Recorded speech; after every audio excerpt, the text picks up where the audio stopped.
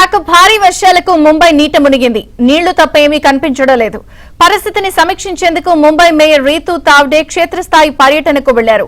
రోడ్లపై man holes తెరవకుండా చూడాలి అంటూ అందరికీ ఆదేశాలిచ్చారు. గాంధీ మార్కెట్ దగ్గర మేయర్ తమ సిబ్బందికి ఆదేశాలు ఇస్తున్న సమయంలోనే బీఎంసీ శానిటేషన్ ఉద్యోగి అక్కడున్న మ్యాన్ హోల్లో పడిపోయాడు. దీంతో అందరూ ఒక్కసారిగా కంగుతిన్నారు. ఈ ఘటన తర్వాత మేయర్ బీఎంసీ అధికారులకు తీవ్ర హెచ్చరికలు జారీ చేశారు. ఇలాంటివి జరిగితే ఉపేక్షించేది లేదంటూ వార్నింగ్ ఇచ్చారు.